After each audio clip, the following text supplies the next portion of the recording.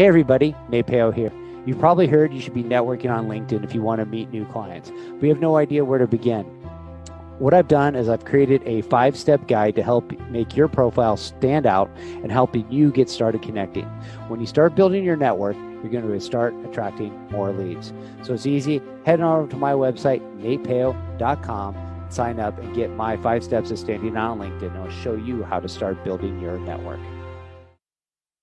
From author Donnie Bovine comes the book, How to Be a Success Champion, available on Amazon. After years of living other people's dreams, author Donnie Bovine decided to jump out on his own and start a business, thinking it would be easy. Instead, he had a rude awakening and quickly understood that he had spent 20 years being an employee and had no idea how to be a business owner. His business was tanking, and he was on the brink of losing everything when he decided to fight for business freedom. In this must-read and life-changing book, author Donnie Bovine shares with readers his story intermingled with lessons learned from his mistakes and his failures. In How to Be a Success Champion, you will find advice the author received from mentors and how he went from zero to a 6-figure business. The author walks you through the steps of how to get out of your own way, how to play the game of business and win, find your strengths, how to network effectively, how to build a personal brand, how to create champions for your business, how to get great at sales, how to take complete ownership of you and your business. How to Be a Success Champion from author Donnie Bovine, available on Amazon in both Kindle and paperback editions. Order your copy right now. It makes a great book for corporate events too. How to Be a Success Champion from author Donnie Bovine, available on Amazon. Want to go far in business and in life? You can't do it alone. The secret is expanding your network of personal relationships, building friendships, connecting on an intimate level, away from the office, over a coffee or cocktail. Welcome to All In with the real Nate Peo. The show that asks what happens when you go all in and leverage the power of your network of personal relationships.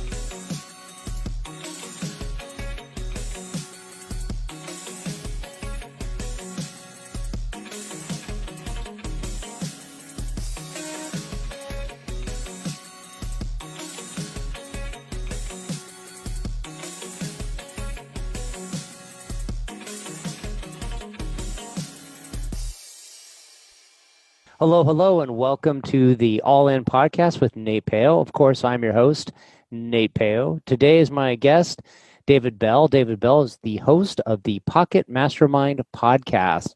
So what David is about is he was in corporate world for many years, living a life where he wasn't too happy with what he was up to. So he developed skills that he needed to allow him to create the life of design that he was able to work on the things he wanted to work on. And after he left his corporate gig, he realized that he found a lot of fulfillment in teaching others the skills that he learned. So welcome to the show, David. How are you? Hey, Nate. Good to see you. Good to see you.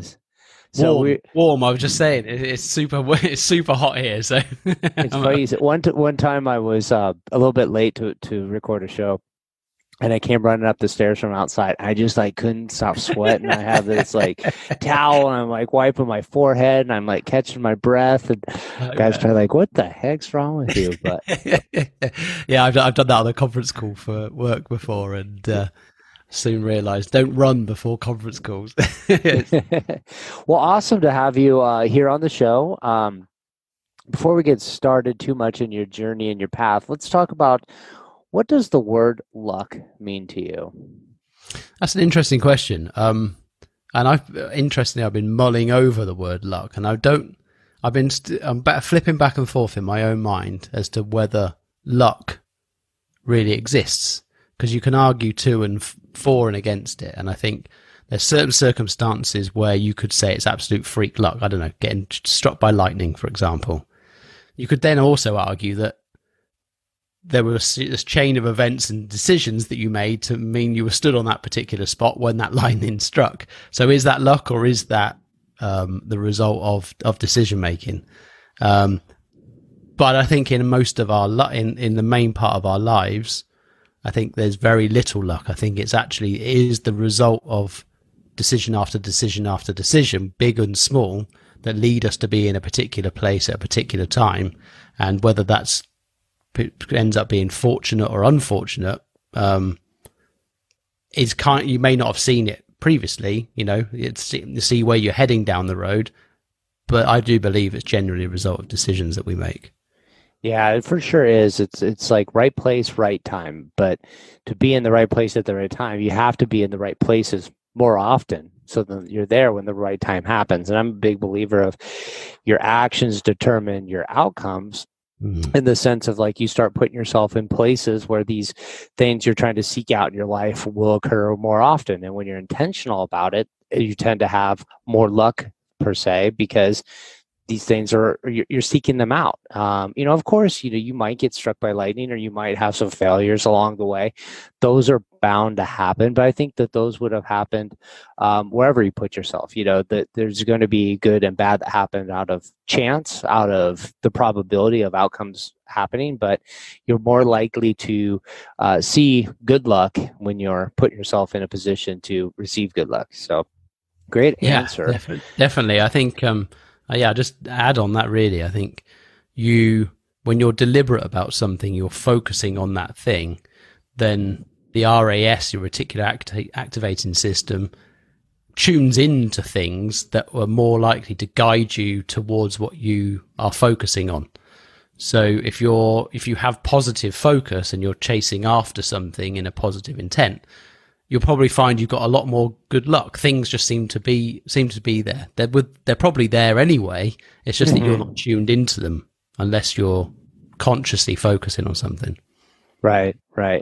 So you've been living a life, I think a lot of people would say lucky, like, hey, I was able to quit my corporate job and go be an entrepreneur and work for myself. We know there's a lot of challenges that do that, but to do that. But one of the things I've been thinking a lot about lately is this idea of people, or not just people, but me, myself, of saying like, hey, do I want to be somebody that thinks about doing something, that goes, hey, you play in scenarios in your head. Like, I want to quit my corporate job. I want to do bigger things in my life, but I always thinking about it, but rarely do we actually do it. And it's kind of weird when you transition from somebody that's, I'm thinking about doing it. Like, I'm thinking about going on a trip. I'm thinking about like doing my bucket list. I'm thinking about, but then you go, I'm actually going to do that. And then it's like, it's almost like scary of going like, oh, well, it was easy to always think about it.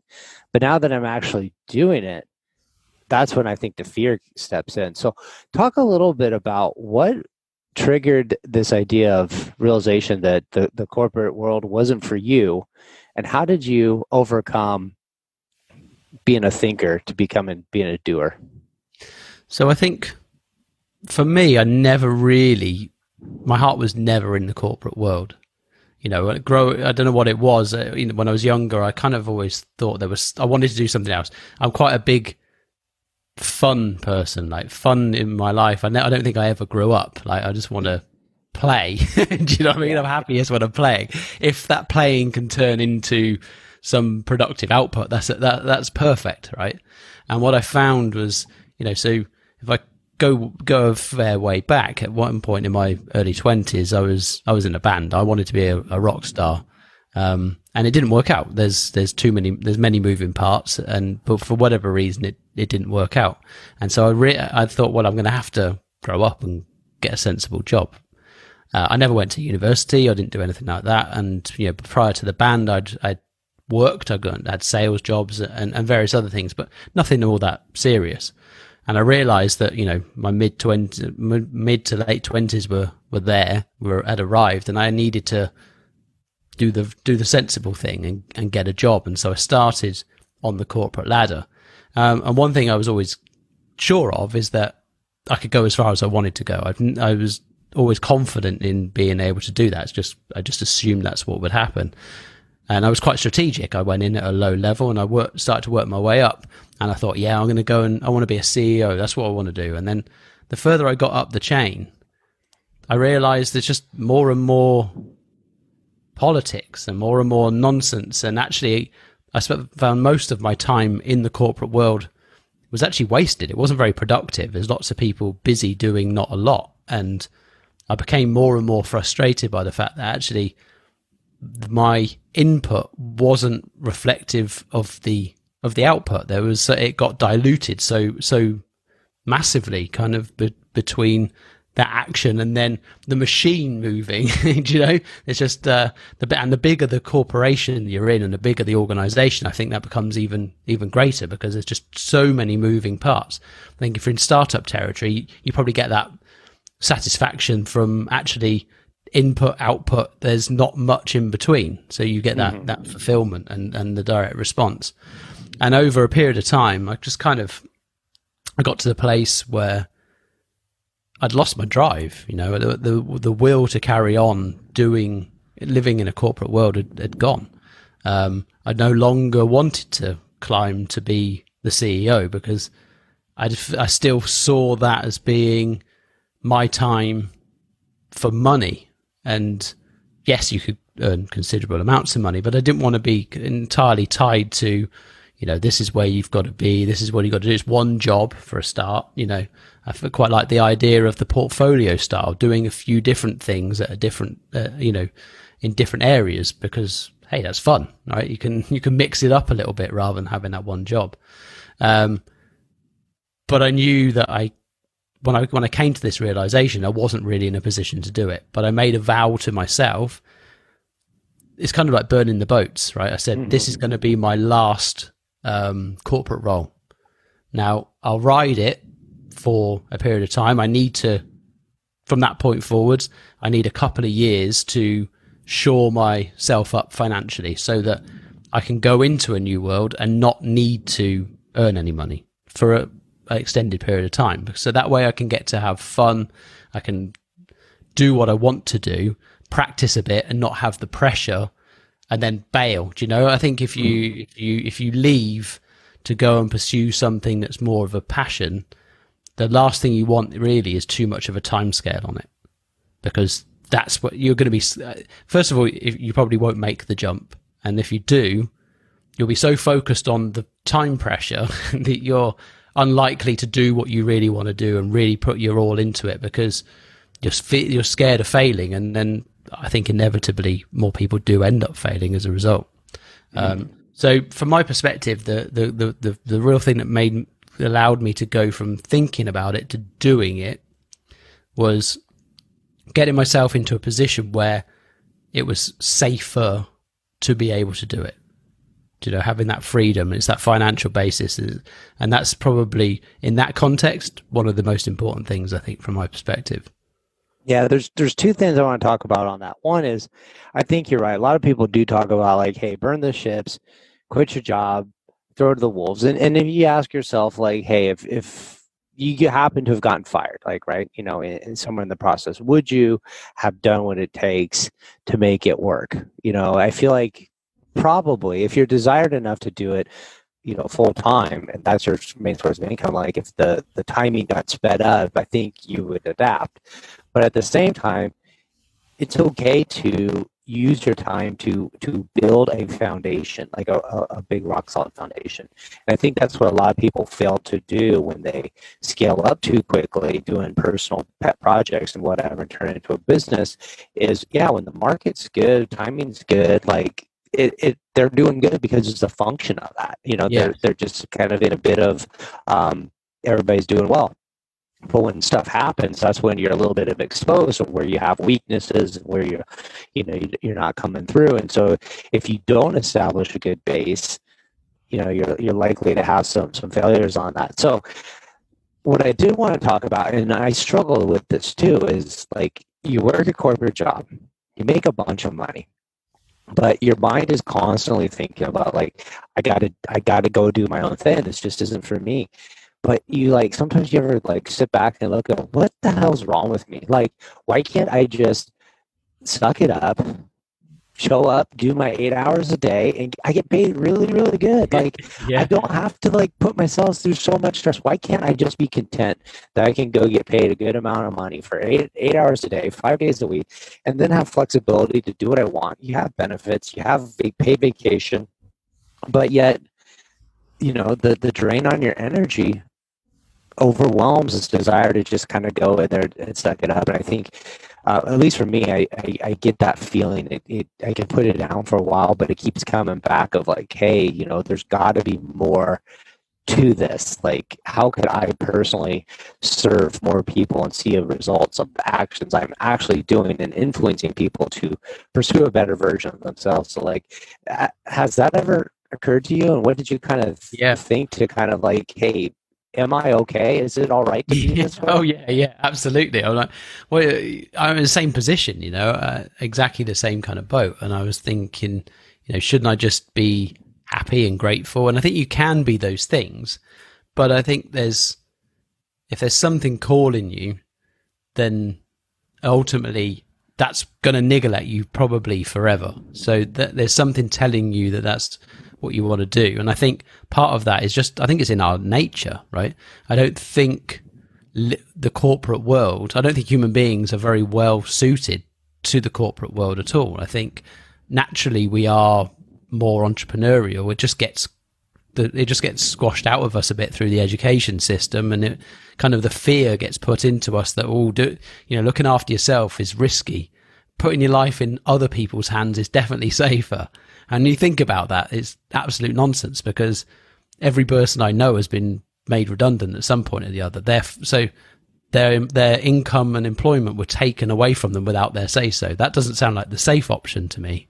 I think trying to find ways to generate income and maybe multiple streams of income for yourself is a safer option. The richest people on the planet don't have one salary, right? The rest of us all have one salary. So that's risky. It's funny you say that, because if you go and invest your money, I don't know what they call it in Europe, but out here they call it your 401k, right? That's where you invest your retirement money into. What do they tell you the first thing you do? Diversify, right? Diversify where you're putting your investments, because some are going to go up, some are going to go down, but over the long term. But with like a career job, it's like, hey, go get one source of income and go through. And like some people say, oh, well, if you're making a lot of money, it's less risky if you're making less money. And I would make it a different argument. So like, if you're making any kind of money, my grandfather used to say, expenses rise to meet income, right? So no matter what you're making, you're probably barely getting by. There's always the few people that save well, do what they're supposed to, don't have debt, pay off their house, and live well below their means. But let's just say the average person doesn't do that. So whether you're making $10 an hour or $10,000 an hour, your expenses kind of rise to meet that income. And your options for, if you lose a job that's $40,000 US, I don't know what that would equate to you, but like, it's an entry level job. You lose that. There's a lot more options to choose from to go get a $40,000 job. But if you start making six figures, you start becoming like a CEO. There's only so many CEO positions. There's a lot less CEO positions than entry level data analysts, data entry person. All right. So I think you're almost more riskier, because if you lost that source of income, you're going to have a further fall. Or if they come back and say, hey, times are tough, we need you to take a cut, like you don't have leverage to go, well, I'm just going to leave and go over here because I know the positions maybe aren't available. And so I do think that there's a lot of risk and relying on your income coming from one source. And it's important to get out there and kind of see. And it's okay to have like side hustles too, like that don't turn into full-time jobs. Like, what if you just made an extra few $1,000s a month just doing a hobby, doing a craft that you could sell on Etsy or some other stuff? Like, yeah, that would definitely help out, your family financially too. So I don't want to get too down the rabbit hole of should you or shouldn't you work a corporate job, but clearly that's been your passion to do so, and you have made the transition. So let's talk about the skills that you acquired to make that happen, and how that turned into your ability to teach these skills to other people. So I think there's a few key life skills that we just don't get taught, and that's what puts us at a disadvantage, right? We're not, the number one is probably money management. We're not taught anything, over here in the UK, we're not taught. And as far as I know, generally, you're not taught it in the States, you're not taught it anywhere. Is that by purpose or what? But whatever reason, right, we're terrible with cash. And like you just said, for most of us, right, when the money comes in, we tend to spend most of it and then we're net zero. And so it doesn't matter how much you earn. And I think a lot of us fall into the trap of thinking, I've got to earn loads of money because then I'll have loads of money. Well, there's lots of people out there it's possible that there are people out there earning $1 million a week and still don't have anything because they're spending $1 million a week, right? They've bought all of the stuff that they don't need. And so the number one thing really is starting to understand how to manage your money effectively. How do you minimize your expenses? And then what do you do with the money that you do get? And so what I started to do was actually start to be very conscious of the money and start turning it into a game. Like I calling it token collecting, because once you start to think about, I think money by itself tends to bring a level of stress to people, right? So I don't have enough, or I don't know what to do when I do have it. There's always seems to be some kind of stress around it. If you can gamify it in some way and start turning it into something like token collecting, which is what I did, then you start to look at where do I put my tokens? How many can I store in these different buckets? And you need to have some aside for safety, so easy access kind of cash. And then you need to start putting the rest away as much as you possibly can into try to use simple investments, right? Even ETF, S&P 500, FTSE 100 trackers, those kind of things. On average, they return about 7% a year for the last 50 odd years. So even following that kind of strategy, like the Ray Dalio or Weather, for example, will help your money grow, right? You're going to, over time, you're going to grow, that money's going to earn money while you're asleep. So that's one thing that I really started to focus on. The other area is kind of mindset. What do you think about? What are you after? What are you conscious of? Have you got any goals written down? I think there was a Harvard or a Yale study that found like 3% of people actually have goals written down. So it's hardly a surprise that, and I didn't have any either. So it was a bloody miracle that I got to where I was, to be honest, because I'd kind of bounced around from one place to the next. And when you realize, actually sit down and decide what do you actually want, it becomes a lot easier to start pointing in the direction that you want to go. And, how you want to earn your money is you get to choose that, right? Do you want to be out of corporate? Do you want to be in corporate? Either's fine. But also, what do you really want? And that's the biggest question, is what do you really want? Most people I ask either don't know, or the response is more of something, like more money, bigger house, not really sure how much more money, and Tony Robbins always makes the joke, right? Here's $1, you got more money, get out. And it's true. Unless you're specific, how much money do you want? How much money do you need is probably the better question. And I think, if you start to design your lifestyle, that what life do you want? Who do you want to be in your life? Where do you want to live? Do you want to be able to move around? A big thing for me was the corporate job paid well, but I didn't really have a choice about where I was apart from 4 weeks of the year of my holiday vacation time. The rest of the time I had to be, it was pretty much dictated to in some way, right? I had a job and obligation to serve. So I needed to live in a certain location so that I could get to certain places. I wanted to be able to move around a bit. Next week I'm going to Greece for just over a month, which I wouldn't have been able to do previously. And when the winter comes round, I want to be able to go snowboarding for some time, which gives me the flexibility. So I started to understand, well, what is it that I really want my life to look like, and then start to build a plan of how do I get it. And the other interesting thing, and something that I took from Tim Ferriss, is look at how much, price up your lifestyle. So the starting point is, what do you want it to look like? Then start to work out what would that cost. Most people start to, initially when you say, what do you want? Oh, I want a big house in the mountains. I want a house here, and I want a Ferrari, and I want all this stuff. And then when you actually unpick it and say, why do you really want that? Most people don't. You might want to be able to go to the mountains, but you could probably rent an Airbnb then, get a nice massive house for an Airbnb and rent it for a month. It's going to be a lot cheaper than owning it and worrying about whether someone's broken in when you're not there, or you're letting out and guests have destroyed it, or something else like that. So you actually work out that probably what you need in terms of cash is lower than what you first thought. You thought you needed to have loads of money. You know, people pick numbers out the sky like, oh, I've got to earn, I want $1 million, I want $10 million. But for what reason? If there's a good reason, great. But what are you going to do? Not live until you get that money? And I can assure you, if you did amass 10 million quid, the last thing you do is to go and blow it. You're going to want to hold on to that, right? So why? And also, why delay living until? Why not live now and find a way of getting that fulfillment that you want from your life, rather than waiting to retirement or further down the line? So those are the two big things. Really, was the goal setting, understanding what I really wanted, and then writing that down and setting goals and tracking that and working towards it. And then the money side of things. There's two other areas I would say that we need to work on, which is health, nutrition. You know, that's fundamental. If you're not looking after yourself, then everything else kind of falls by the wayside. So you've got to pay some time focusing on that.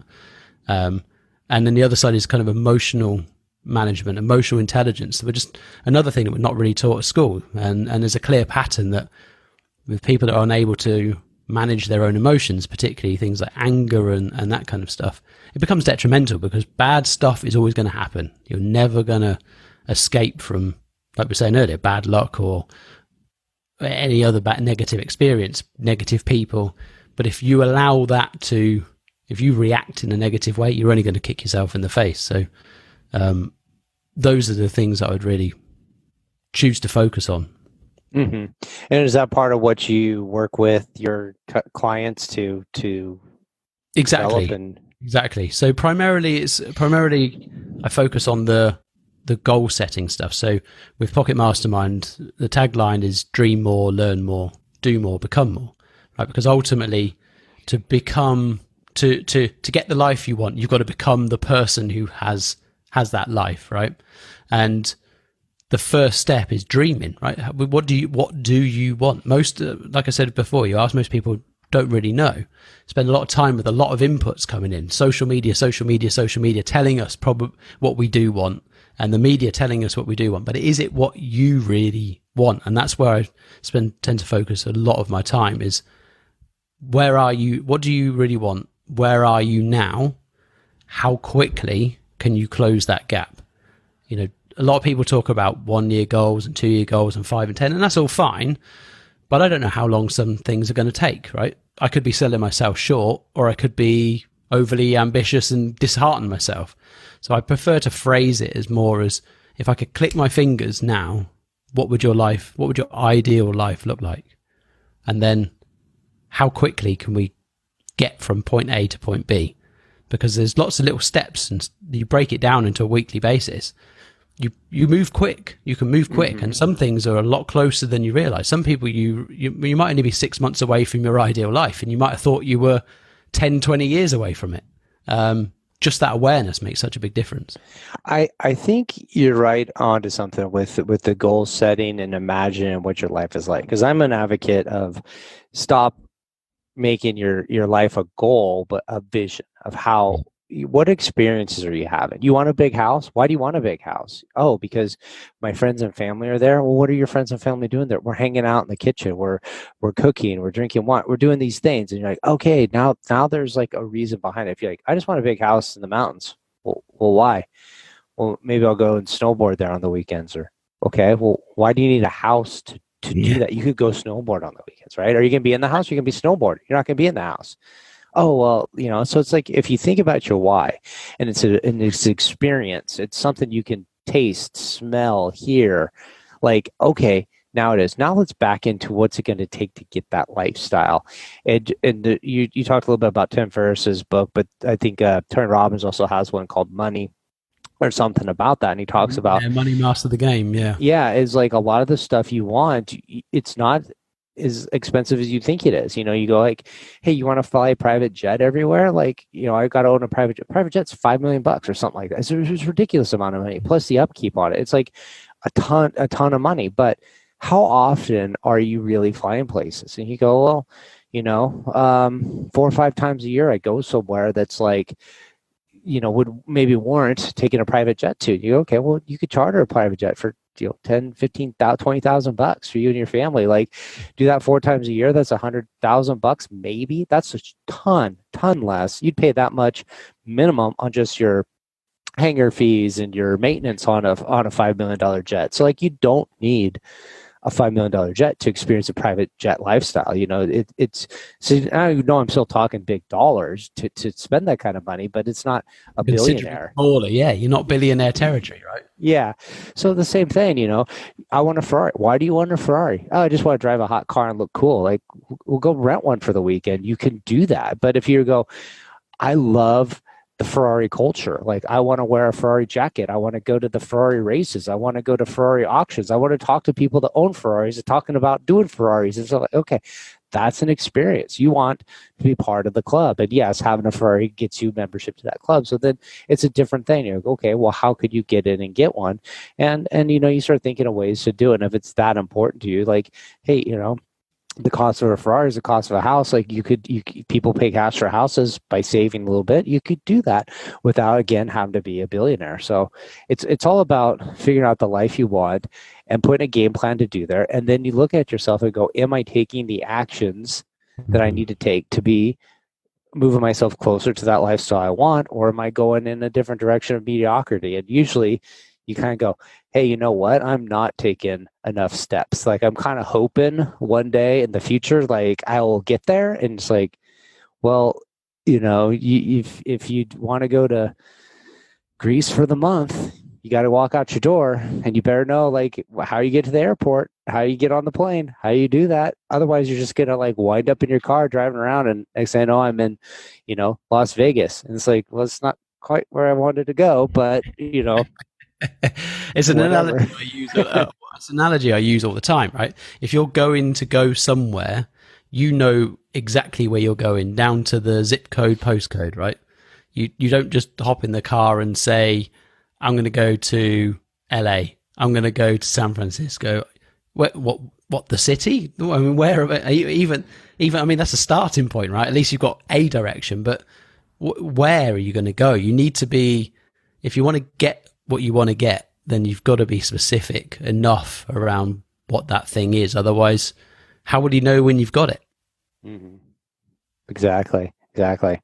So my next question for you is all in. What does it mean to you to be all in? Or what do you tell your clients you work with? Hey, if you want to do this leap from corporate to designing your own life, what do they need to know to be all in?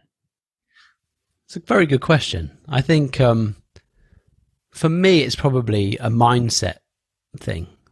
So all in for me would mean I am committed to taking the action, putting the plans in place and taking the action and taking the steps required to deliver those plans, even when it's difficult.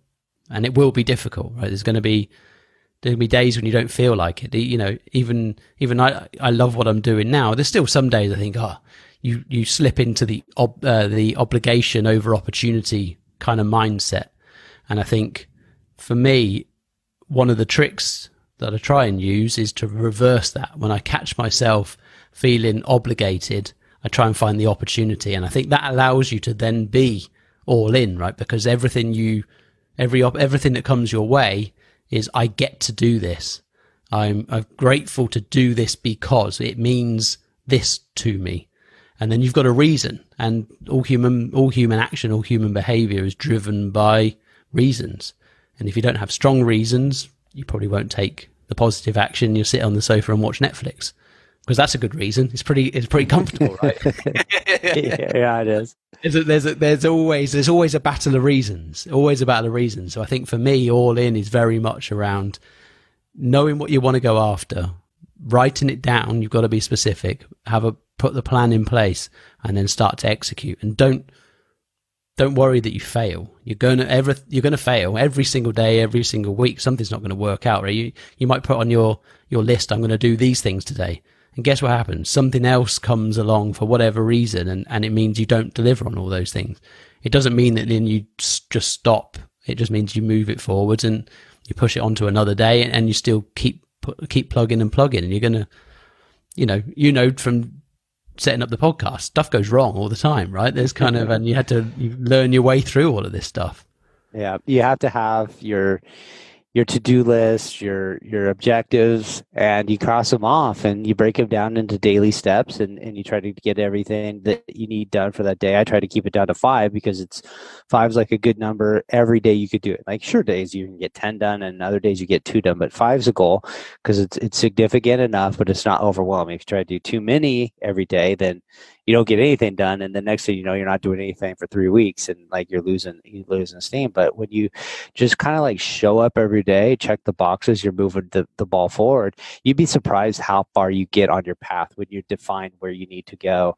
And focus on outcomes. I think one thing we're not very good at is, and this happens in most companies as well, right? You write your annual objectives and all that stuff. Most of us end up writing. We're not coached in goal setting, another skill that we're not given, and we tend to write tasks down rather than the outcomes. And if you can focus on the outcome rather than the task, it becomes way more fulfilling, because you can make a load of phone calls, but you might not have any outcomes from that. But if you're trying to secure, I don't know, a number of bookings, or you're trying to secure meetings to be able to pitch to a new client, or whatever it is, you want to have an objective of securing that meeting or that conversation, rather than I'm going to phone X to try and book, because the intent is completely different.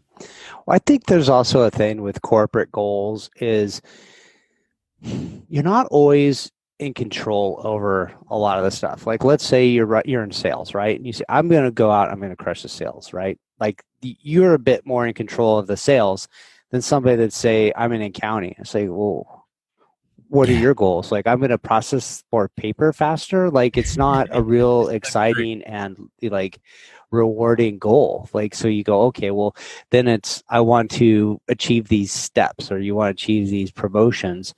And, they're a bit of like, you have to go get education. You have to do these things. So it's kind of like a different, it's harder to set goals. I think when you're in corporate structure, the less control you are of your outcome, and your outcome is dependent on, people above you, promoting you because there's a need to promote you. But, sometimes you're really good at your job. There's just nowhere to go. Like, you've capped out as far as you can go in that company. There's just not a spot for you. There's only 2 more positions to the top rung, and those 2 people ain't going anywhere. So you're not either. Like, then you're kind of capped out. Or, you have objectives, but the company transitions, and it's like, okay, well, let's just throw all these goals in the trash and just come up with kind of these other goals that, they're maybe not your goals. They're in alignment with the company's goals, but you're just kind of going along with them because somebody said, hey, so what do you do when your personal goals are not in alignment with your career development goals? Then it's like, I think that's where, when we go back, maybe this brings it full circle, is that conversation we had is like, why can't you just, shut up and do your job and get paid? And it's like, because I'm in complete emotional conflict of what I want out of life and where I can take it. And you got to reconcile that, either changing what you'll settle for your life, or you have to change, your potential for again, the life you create. And most people aren't going to find happiness changing their beliefs on what their lifestyle's potential is, because that's usually, saying like, hey, I deserve less than I believe I do. And most people aren't wired that way to just, accept defeat and stuff like that. So awesome stuff, man. So people at home listening, they want to know, am I right to work with David? Who would you say is your ideal audience you're trying to get in front of? Who are the people that you work the best with? Or it doesn't even feel like work. It just feels like you guys are just like on collab mission and just like killing it. I think anybody who's currently feeling a bit stuck and a bit frustrated, but not necessarily sure why, right? Because I think a lot of us go through that phase. At some point it hits us, right? We've probably ended up in a job or a career or something that just doesn't sit right, and you don't know which direction to go in. That's the kind of people that if that's you, that's the person I want to speak to. I want to speak to you because it's likely you're in a glass box that you don't even realize you're in. And, the people that we've grown up with, the people we're friends with, our family, everything contributes to a subconscious set of beliefs of what we're able to do or capable to do, allowed to do for, many things. So the first step really is understanding who you really are. What do you really want? And then we can help you break out of that and start to put a plan in place that will get you fulfillment. Doesn't necessarily going to happen overnight, but we can get you on the path to the life that makes you happy and fulfilled. Ultimately, what really delivers happiness is growth. When we feel like we're developing, when we feel like we're moving forwards and we're getting something out of life, and contribution, when we feel like we're actually giving something back. There's a purpose to what we're doing. If a lot of people go and work for charities because they want that feeling of giving something back. You can do that with capitalist world, right? You can provide a great service and a great product, and lots of people have got so much talent out there that never gets tapped into because they're scared of putting themselves out there. But we can do that. Awesome stuff. So now that they know who they are to work with you, where should they go to find you? The best place is probably the website, pocketmastermind.com. And you can find links to get in contact with me via the website. That'd be easiest. Awesome stuff. So I encourage everybody that's listening, go check out David Bell on the Pocket Mastermind. Those links will be in the show notes. Reach out, say hello, and if you do have a conversation, let them know you heard about him on the All In podcast. And great having you on the show. And I think we had an amazing conversation and something I definitely feel a lot of passion and a lot of relatable story in that to myself. So awesome stuff, man. Thanks for coming on. No worries. Make sure to visit our website, therealnatepeo.com, where you can subscribe to the show on iTunes, so you'll never miss an episode of All In. While you're at it, if you found value, we'd appreciate a rating on iTunes, or if simply tell 2 friends about the show. Looking to connect? You can find Nate Peo on LinkedIn or Instagram.